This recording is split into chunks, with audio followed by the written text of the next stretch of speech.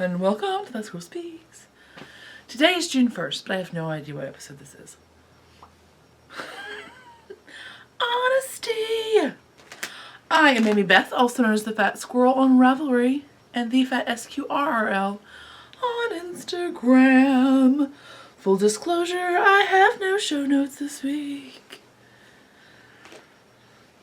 Dude, I'm a day behind. It's Wednesday. I usually record on Tuesday.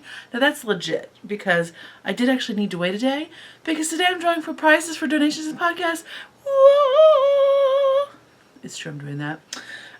So I technically needed to wait until today to record. So I'm not really behind, but I kind of am a little bit because this is a holiday weekend in the US, and so everything's a little bit. It was also the first weekend that we've gone camping this year. So, it's like above 80 degrees. It's not raining. Basically, it's madness here. Total madness. So let's get into it, okay? Okay. There will be shenanigans. As I mentioned, I'll be drawing. I think I'm going to draw for the podcast donation prizes first because my computer's right here and I'm secretly afraid that the battery will die by the time I get to that, and then that would be awkward for all of us. Do you agree? I totally agree. So let's do that right now. Now, you have to know that I'm being honest. So when I tell you that I am drawing for podcast winners and that I am doing it live, you have to just be honest because I can't show you the documents because they have people's real human names and email addresses on them. So that would be like some sort of grand invasion of privacy. And that would not, that'd be totally inappropriate. Okay. Okay. So right now I'm getting the number of humans and their multiply donation-y styles. And then now I'm gonna go. So today is June 1st. So if you donated today, I'm not counting you. Because you're going to be entered into the June-July drawing. Because it's totally a thing now, people. I feel like I'm off-center. So I apologize. If you find that I am off-center, you don't need to tell me. I know something's weird. I'm not zoomed in enough or something. Yeah, I think that's what it is. Usually my face is way bigger. But yeah. So I apologize if I don't really apologize, but let me just let you know that if you're not interested in the portion of the podcast, just kind of zip through for a few minutes. It'll be just a moment.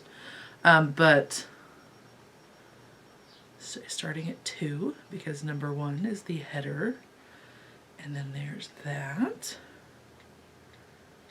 and then generate. Ooh, the number is all symmetrical. Okay. So now I have to do this kind of in a weird way because it has to be multiple lines for all of the humans. So I have to find who you are. And I apologize if I'm breathing loudly. But I am. I don't know. Now I'm just filling time, obviously. Okay, whoa, whoa, whoa, whoa. Let me verify that is in fact, yes, that is you. That's your human name, right? Dora Jane! If you made a donation to the podcast on May 18th and your name is Dora Jane, you totally win. Prize number 1. I forgot there's actually 2 prizes. I thought, oh, that's so easy. Went so fast. I forgot there's another one. So let me hit. So Dora Jane. Actually, I should probably write this down because if I don't, then something terrible could happen. I don't know what it is, but me, in fact, being prepared will keep the terrible thing from happening. So what did I say? May 18th. And then I guess I should write down your address. That would probably be a good idea. So I apologize. Why do I keep doing that? Stop it, self. It's really hard not to operate on full apology mode. So Georgine, you get to choose, since your first choice, you get to choose between the it's not Hello Yarn, the Hobbledehoy, which I spun, and it's about 6.6 ounces and 756 yards. It's pretty in blues. And I didn't even show you this. I'm just wound up. The other thing is still kind of damp, and I'm not exactly sure how many yards it is because it's still kind of damp. I was up until midnight last night finishing this for you. Or not you, but the next person who wins, whoever wins it. So, this one is about, I'm guesstimating it's 500 yards at 150 grams.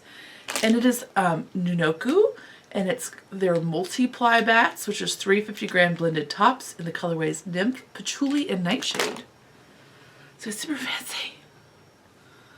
What? And it's so sparkly. Right? I'm almost kind of afraid to put it out on the porch to dry because magpies might come get it. Right. What? So, blues and oranges, or purples and browns. You get to choose first. But then, the next prize is going to be, oh my gosh, I can't believe this is actually working. I was totally afraid this would be a giant fail when I tried to do this. It's not a giant fail. By the way, I did randomize you. I did not do you by donation date or time. I randomized you. So, oh, I'm looking at columns and not numbers because I'm simple sometimes. I double check. Curses. Ah! Sorry. Okay, maybe I should put a note in of when I get done with this hot mess. What am I doing? Oh, I'm hitting home. I'm hitting control. You would never know that I had a completely intense Excel job for like 5 years. Okay, no, it was 3 years. Okay, I'm looking again. Okay, now I'm actually looking in the right place.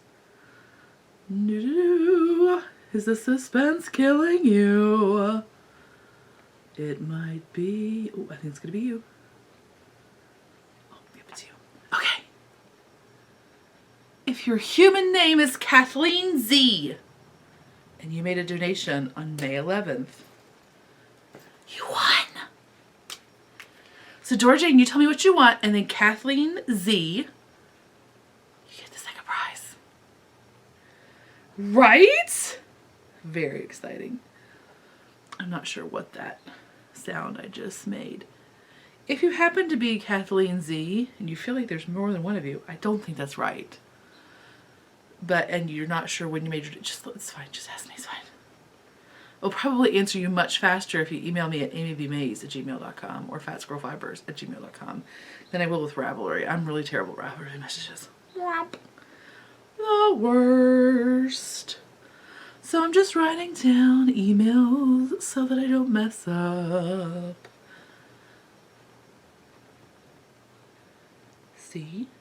The fact that this took a million years lets you know that I did it for real, in case you were doubting.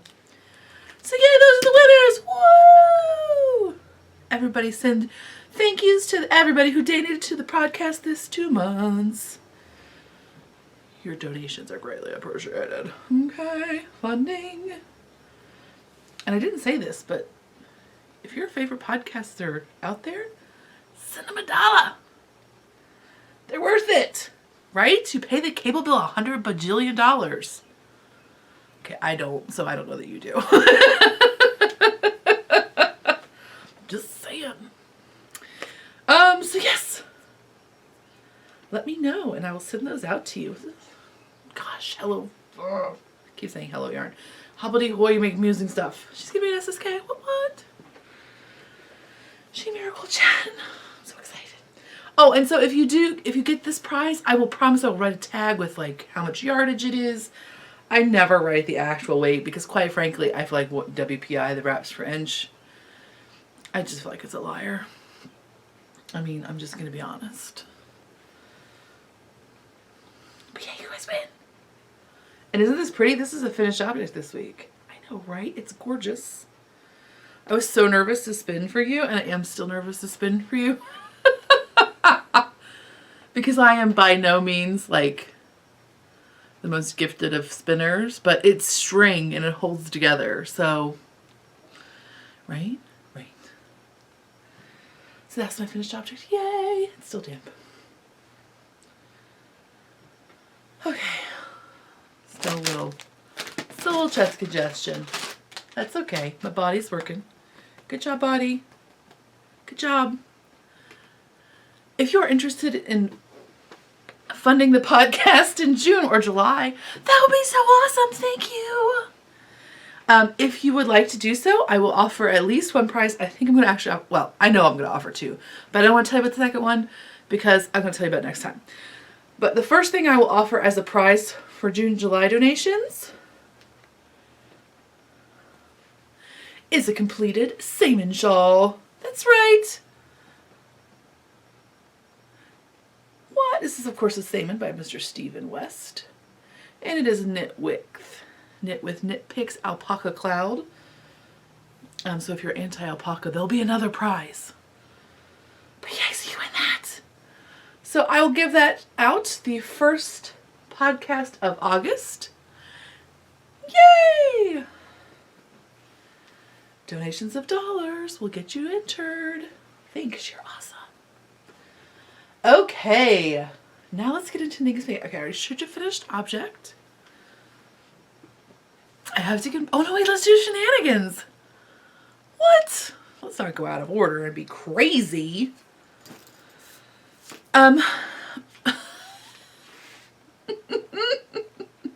So glamorous.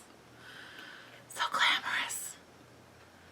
So this weekend was Memorial Day weekend in the US, and we went camping. We kind of have a Memorial Day weekend tradition that we go camping, and it's always super fun. We go with friends, and this year though all of our friends could come. We still had a lovely time. I'm trying to think. There's something that was too crazy that happened. Right? I know, how disappointing. Except that I totally, I had a fat lady fail. I think I had more than one. Wasn't there something else awkward that happened? Oh my gosh, this was Olive's first camping trip. If you don't know, we have two dogs, Annie and Olive. Annie is 7, and this is her 7th camping season. And Olive is 1. This is her. Yes, her first camping season. You're totally right. Oh, so that was like a whole thing. Like, what do we do with 2 dogs? 1 dog makes sense. What we do with our 1 dog is that we put her on like a really, I mean, you're supposed to only have them on 6-foot leads. But we put her on like one of those 20-foot leads, and we just wrap her on a tree, or if it's no place with no trees, we put her on a stake or whatever. And she just like hangs around the campsite, and then I walk her regularly, and she's pretty happy. Because basically we usually do 3 2-mile walks a day. That's not totally true. That's a lie. We usually do 3 1-mile walks a day. Sometimes a mile and a half. And so she's a pretty happy dog because she loves to walk. Annie is secretly an athlete. She's kind of got like, she's half Schnauzer, half miniature poodle. Half miniature Schnauzer, half miniature poodle. And she's totally got like the Schnauzer, like kind of like ripped chest. Like she's like really stocky for a little dog. So Annie secretly could probably walk like a 20-mile walk and be totally jazzed about it, because we walk and she's just always like, I'm ready to go. Let's go. Let's keep going. You know what I mean? Olive, however, is a total wimp. And after mile 1.5 is always over it. Over it. She is not interested in anything beyond mile 1.5. She's more poodle. I don't know that poodles aren't long-distance walkers, but she specifically is not. So at mile 1.5, Olive just starts whining like to beat the band and is over it. And I'm sure if I had like one of those doggy papooses, she would be all over it. Except not, because she loves Annie so much. Olive is Annie's dog, right? Like her allegiance is to Annie, which I find very cute. I mean, slightly jealous, but I do love that her allegiance is to Annie above all of the humans in the house. I totally dig that about her. But anyway, so that's what we do with 1 dog. But then there's like this whole tension in my mind everybody in my family thought about this for about 40 seconds. I thought about it for at least 438 hours.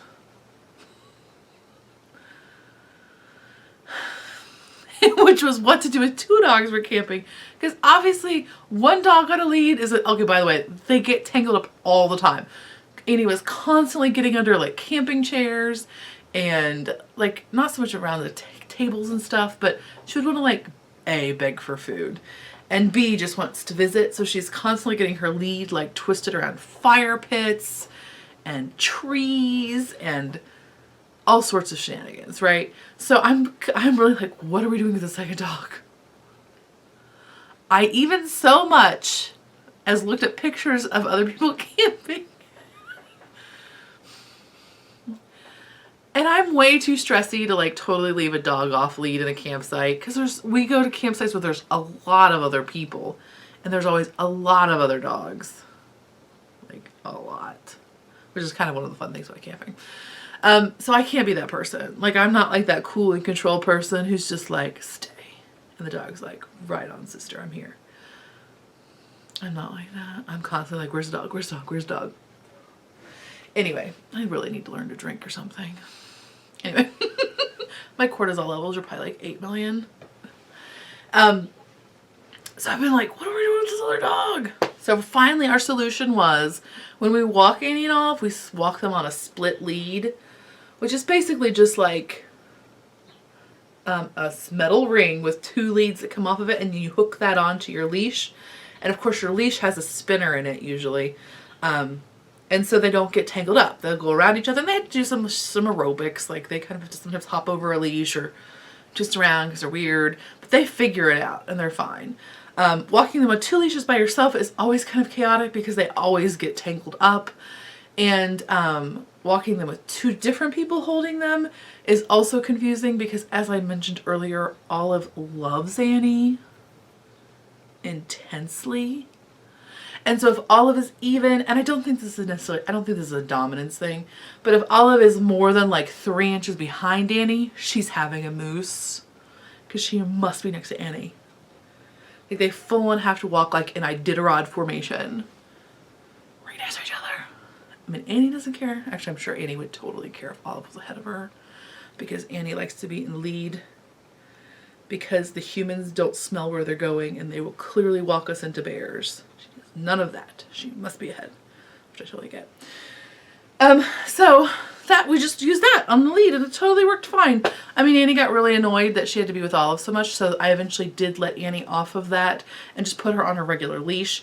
The weight was enough that I felt like, A, she knew she was still committed to our area, and B, if she really took a break for it, somebody could just step on her leash. We didn't have to catch up right. You know what I mean? Worked out really well. And awesome, it was really fun. And Olive barked at everything, which was not so fun. But luckily she did it in a very lazy and non-threatening manner, in that she would just lay on the... After walking her, she would just lay in the leaf mold, and like, Olive has a very poodly coat, like she's all curly. So if she rolls in anything, it's like completely covering her. Like, she was in instant camo. So she just laid on the ground and howled at people as they went by. Most of the time. Some of the time she did get up and go yell at them. But mostly it was from the safety of her tree and leaf cover. I think they had a good time. It was fun. Tova had a good time, even though our friends were not there with their kids for very long. They were there long enough to go swimming, which was very important. But also she like brought a skateboard, which was, she had a gift card that she had saved since Christmas and decided that she had, like, the world had spoken to her and that she must have a skateboard with it. She was really jazzed about her skateboard, which was really cute. And then there were these teenage boys that were skateboarding there, and I had to kind of like, luckily they were on the other side of the campground. They just like were skating in the middle, because I did not want to have to like try to fight her to keep her from like, I'm sure they were very nice boys, but I'm sure they would have been like, what do we do with this 9-year-old kid? But anyway, it was very cute. So just skip it, and we set up the slack line, which means I got to use the ratchet thing, which is very exciting, except I did have to ask for help from my husband. I hate to admit that. Oh well, I did. I don't know how a ratchet really works. Even though I looked at it online, I looked at how to set up the ratchet. If you don't know what a slack line is, it's a line that you put between two, like in this case, trees. And we use tree cover protection, it's okay. And it pulls really tight with like a trucker's ratchet, you know, like that cranky, crank. And then you walk between the points, and like you can get really advanced tricks, and like it's really good for your core and your balance systems, which they're saying kids have terrible trouble with nowadays. So, and I believe it. So anyway, but it's also just fun, you know. You get to bounce on it and do crazy stuff. And we had a guy line. We had like an above the head line just in case. Let me just discuss. I tried it out because it's like it's like a 2,000-pound line. It's like totally okay. Let me just discuss. I was secretly hoping, like I know some of you when you learn to spin secretly think you're going to be a spinning prodigy, right? Like you're just going to pick up the roving and you're going to pick up the wheel and you're going to touch it and like magic is going to happen and you're going to instantly have beautiful yarn, right? I didn't think that was what's going to happen when I walked on the slack line, but I won't lie. Was really like secretly I had fantasies of being like the cutest, fattest slacklining lady ever, because come on, how cute is that, right? Right?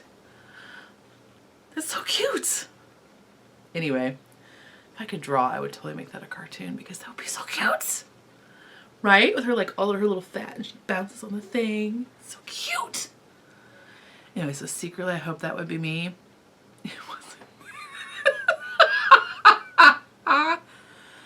After I let Toma try it out, but before I actually had the guy line off, so like I'm using that in my defense somehow, even though there's no defense for how pitiful I was at this.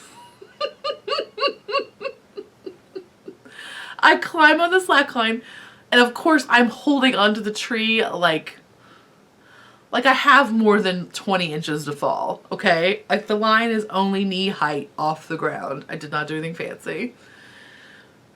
Let me just discuss. I got on the slack line, and it was that perfect situation where your mind is telling your body to do something, and your body's just like, nope. And your mind's like, come on, do it. Like logically, this is all fine. And again, if you fall, it's like only this far, and your body's like, mm-mm. And then your body's like, no, really. Like I know that I'm in charge of things, and I can make things move, and like I am the brain. I am in charge of this business. And your body is like, your brain is only like 7 pounds and the rest of us is like 300 pounds. We win! And my body won and it wouldn't go any further. Is the brain only weigh 7 pounds? I don't know. I totally made that up. This isn't science, kids. So I'm literally just like standing on the edge of the slack line right next to the tree. Like the tree is my best friend.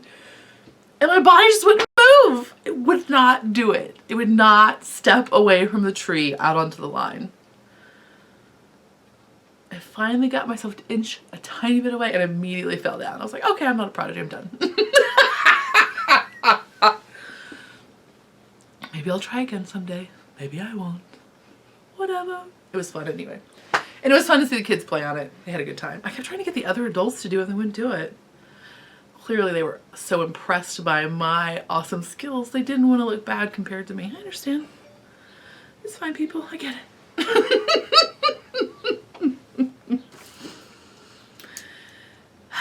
Anywho. So there was that. What else happened? I saw giant turkey vultures. Oh my gosh.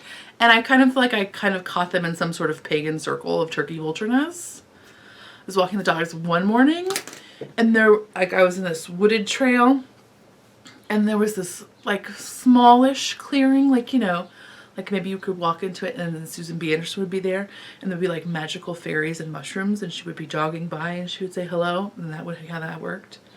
So it was kind of like that little clearing in the woods, except there were like, I want to say 6, but probably only 4 turkey vultures in it. And they were like rising up in the morning to like go do their turkey vulture chores for the day. My phone's ringing, so it'll be just a moment. It's an unknown caller. It won't even leave a message. So like they were like rising, and it's like such a, I mean, it's a pretty dense forest, right? And you see this bird. Okay, I don't know how big the wingspan is on a turkey vulture, but it's pretty big. I'm thinking it's almost like my wingspan.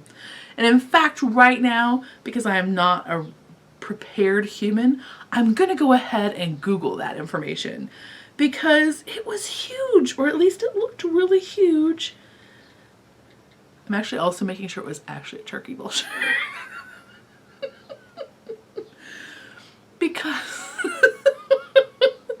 because in my head that's definitely what it was, and everybody agreed with me at my campsite that that's definitely what it was, but nobody got out of Sibley's or anything.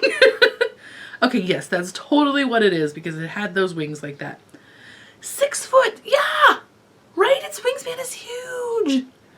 And like that's one thing if the wingspan is like out in a field and it's circling around. It's another thing entirely when it's in a forest and it's like banging on stuff. It's a good, right? Now there's something about how to tell a black vulture from a turkey vulture. Okay, I gotta stop reading the internets while I'm doing a podcast. But it was fascinating. And also, I'm not gonna lie, a little tiny bit scary. Because it was unsettling. It was like, at that point, it was sometime between 6:30 in the morning and 7 in the morning. My dogs love to get up at 6:30 in the morning when we're camping. My kid will finally sleep in. Like at home, the kid wakes up at 6:30. She'll sleep in. The dogs, not that much.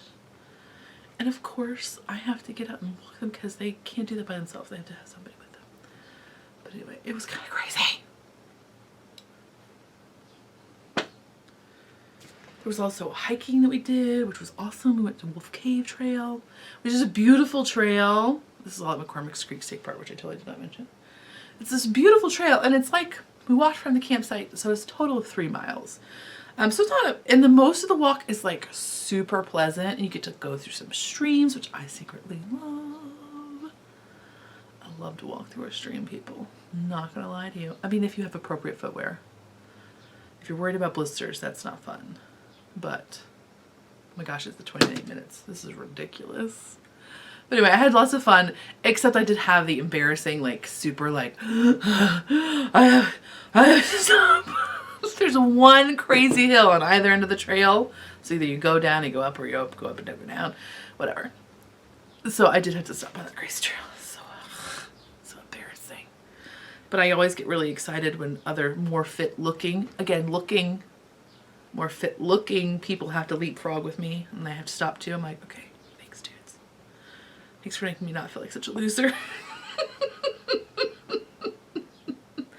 it was so fun. I love camping. But I also love flush toilets, so I'm not totally roughing it. That's true. I'm not peeing in a vault toilet when it's 90 degrees outside. I'm not that cool. And I kind of wish I was, but I'm not. I would if it was an emergency or the apocalypse, but it's neither of those. So give me some running water. I think that's all I should be talking about because, oh my gosh, as I just discussed, it's a minute 28, which is ridiculous. Let's talk about knitting and spinning. I have finished objects. And if you see me looking here, it's because I had the computer up anyway to do the thing, so I'm just going to have show notes up so I can know, like from last time, so I can know what some of these things are called. I can guarantee I'll know what all of them are, but look at that, I finished. Are those like the most photogenic looking socks ever? I don't know why, but I think they are. These are the Honey Badger socks by the IrishGirlieKnits in Miss Bab's Hot Shot Charming Prospect. So Hot Shot's the base, Charming Prospect is the colorway. And aren't they just the cutest? I totally love them. These are a 60 size. And I dig the pants off of them. I just want to keep holding them like, ooh, I'm going to Vogue with them. They're so attractive. Yay, those. I believe that's a free pattern. I'm 100% sure that's a free pattern. And then I finished my Wuppertal by Nathan Lane. This is Handspun that I spun from Dana of Unwind. And it's like a sock blend. So it's got a nylon and a superwash content. I'm not sure. But I made this project almost exactly as was indicated. And it's because my husband doesn't want anything to touch his ears. I know I'm not alone. I know there are other women out there whose husbands also don't want their hats to touch their ears. It's crazy town. By the way, he just walked in. So now all the dogs are going to bark. But anyway, so when he wears it folded up like this, and it doesn't touch his ears, so it fits the requirements. It looks like that, only looks much cuter on him than on me. So that's it. Luckily, I finished all of the hats and dog sweaters in time for the camping trip so that it was very warm and didn't rain. I'm in control of the universe. So the next thing I finished... Okay, I'm sorry about that. I'm back now. Okay, so this is the Wasabi hat, and it is by Kealey Meyers, and it's made with Moonrover Wyld in the Penrose base. So that's her 100% superwash fingering base. It's very lovely. I did knit it inside out. You can see most of it's reverse stockinette. So when I knit it, I just knit it this way, so that I would just be knitting and not purling, because I'm not a masochist. And so it fits her head very cutely, not so much mine. Maybe if I did braids, it would work. Yeah, this works, that's fine. It's too small, so whatever. Because I'm giant. So that's all the finished spinning, or knitting and spinning. Yes, also spinning. I forgot to mention this at the beginning of the podcast. You're probably already done watching by now because you're over it. I'm sorry. Not really. I'm sorry if you're over it, but whatever. I'm just moving on. That's a weedy topic. This podcast will also have shameless self-promotion, but you're going to see that in like 3 minutes anyway, so good job me for just now announcing it. So in progress, I started a Rose City roller, and I apologize, I'm not sure who that pattern is by. She's Orange Knits, I think, on Instagram, but I'm not sure what her human name is. But this is the,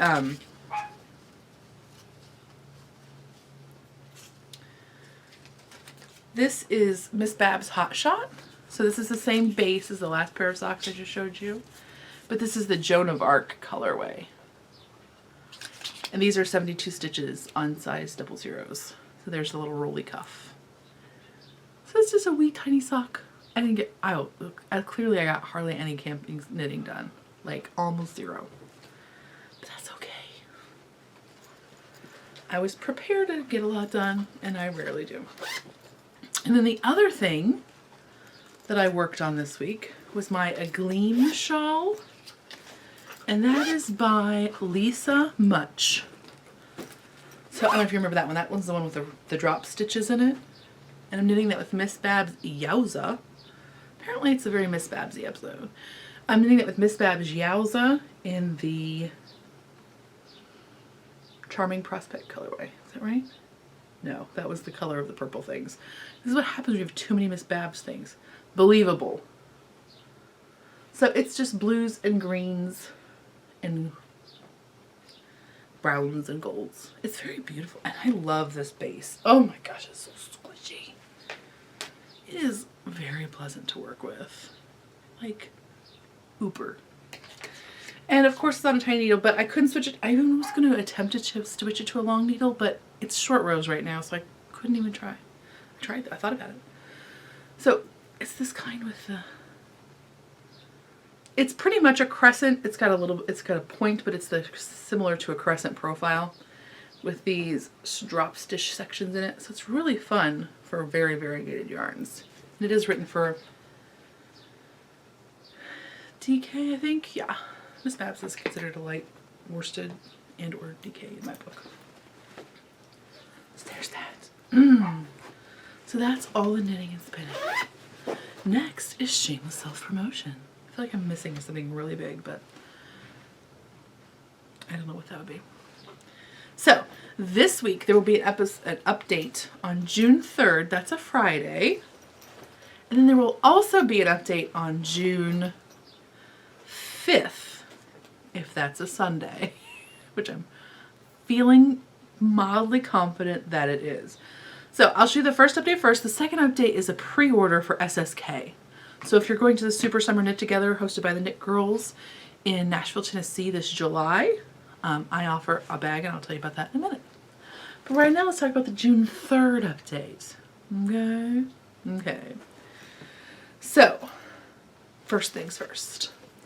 I have this like lovely tired paisley, right?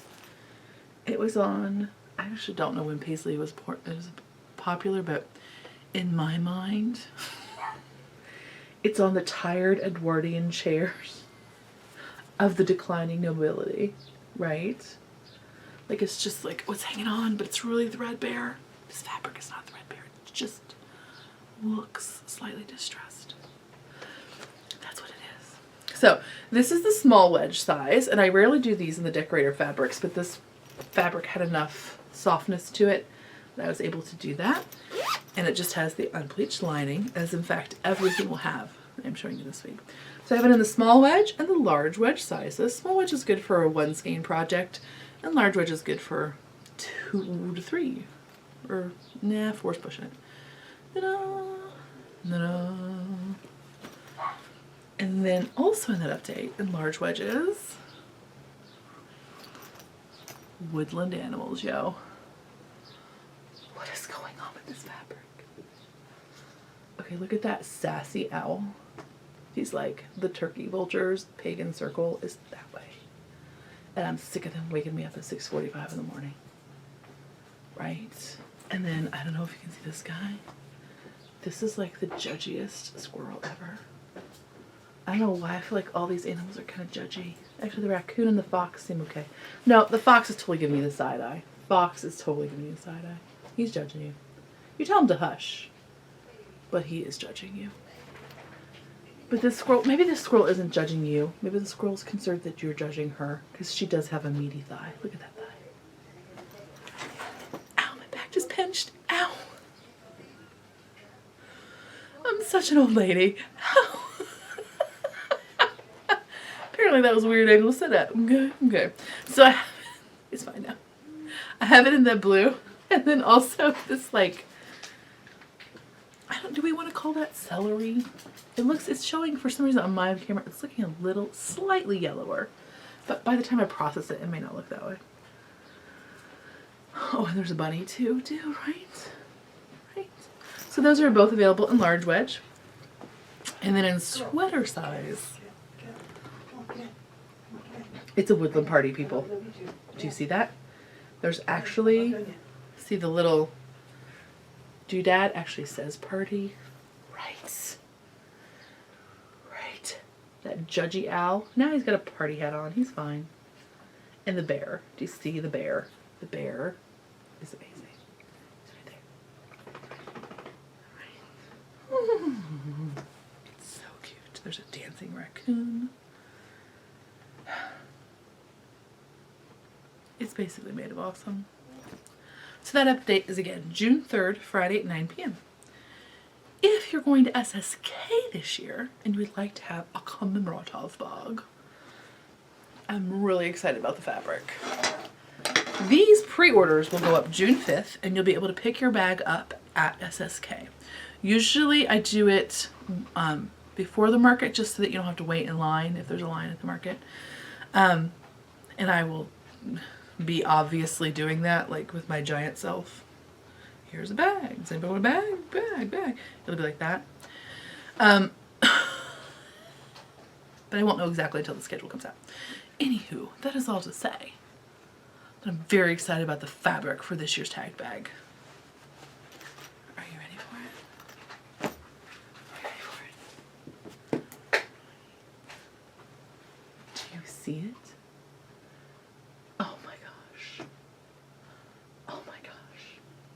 I am in love. Everybody in this bag is so happy that they're smiling so hard that their eyes are only crescents. That is how happy they all are. And it's worth like a knit. and handmade and skeins of yarn and knitted stitches and fancy scissors and whatever those spool knitting things are called. It's got all those things on it. Plus it's got bears in sweaters and deers with scarves and birds in sweaters and emo-y type birds. Emo-y type birds in sweaters. And it has a little tag on it that says Super Summer Knit Together, Fat Squirrel Fibers 2016. It has all of those things. And also magic inside. So this year's the first year I'm going to actually offer the Aran sweater size. Do you see how big that dude is? It's a big dude. Like, I'm a size 26, 28, and this will hold a sweater for me. No problem. So it's a big girl. And then so it'll be available. Aran sweater will be available in the sweater size, which is what I use if I'm doing like a fingering weight or a sport weight sweater or like a sleeveless sweater. And also large wedge. I mean, don't shut up, but are you excited? I mean, let's face it, the zombie apocalypse is happening this weekend, and so I'm so excited for them to have fun. I'm, of course, jealous as all my pants can be. That's a lot of pants for jealousy. I think maybe that's the title of the show. That's a lot of pants. Why do I have to pick the longest show titles ever? But it's funny. For jealousy. Anyway, so I had to get on board of the retreats and get excited about the retreat I got to go to too. So, if you're going to be at Super Summer Knit Together, I'll totally see you there. Please say hi. I'll talk about this more as we get closer, but I'm just excited for a moment. Let's hang out. So anyway, yay, aren't they cute? So those will go June 5th through June 11th, I believe. And that will be the pre-order. They will be available at the show, but I may not have the biggest size, or I can't guarantee that you can get one though. So pre-order is the way to go. Pow. Also, if you love this fabric, I will also have it for the humans that don't get to go to SSK. And that update will probably be the first update in August. I can't guarantee that, but I'm probably guessing. But I will have it as a non-SSK bag. So right. How exciting is that stuff? That's all for this week though, I think. Again, I feel like I'm getting something really epic, but I guess I'll just tell you about that until... Oh. I'll talk to you about it next time if I have. Hope you have a great week. I'll see you next time.